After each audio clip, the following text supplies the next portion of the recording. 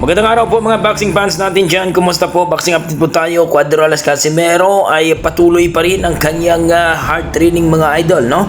Puspusan po ang training ni Cuadro Alas Casimero ngayon mga idol sapagkat may paparating na laban ngayong buwan na ito mga idol kung matuloy ito sa bansang Japan. Isang hapon ang makakalaban ni Casimero mga idol at ayon sa ating mga boxing fans na isipahit na daw ito ni Casimero sapagkat medyo malayo na daw ito sa ranking. Pero ganun pa man mga idol, marami pa rin nagsasabi ng ating mga boxing fans na talagang dapat daw talaga na mag-hard training si Casimero. Kukunin ang tamang timbang dito sa 122. Kung ano man ang timbang kanilang paglalabanan para hindi daw delikado sa kanya mga idol.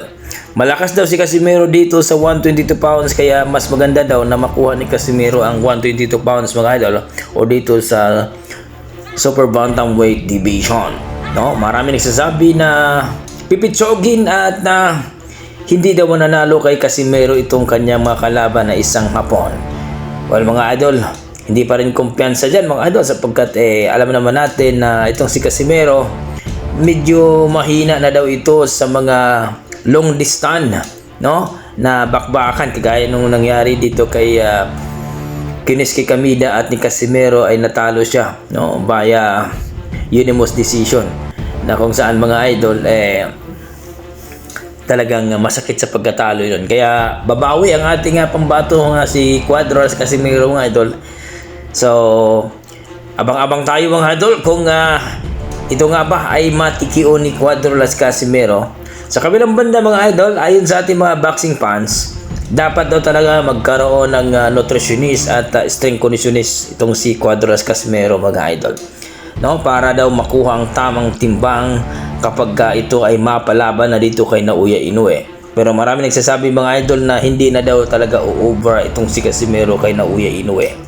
No, dahil itong si Casimero daw ay lack of discipline daw, no? Hindi daw siya nagdisiplina sa kanyang sarili, no? Tama daw itong mag-training pero nakita naman natin mga idol ngayon ay talagang puspusan na ang kanyang training. Kaya ito, sinasabi natin mga idol na may chances talaga manalo itong si Casimero kay Naoya Inoue. Kung sakali, no, itong si Casimero ay talagang kondisyon na kondisyon talaga.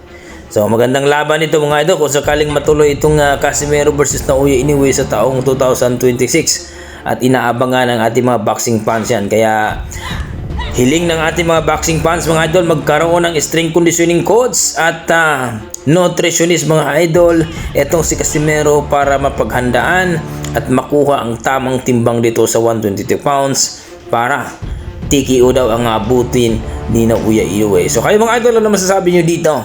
Kung sakaling matuloy ang laban ni Casimero versus Naoya Inoue sa 2026 mga Lodi, kakayanin pa ba kaya ng ating pambato na si Cuadro Alas Casimero itong monster kuno ng Japan na itikio ito mga idol? Please comment down below mga idol para ating mag-usapan.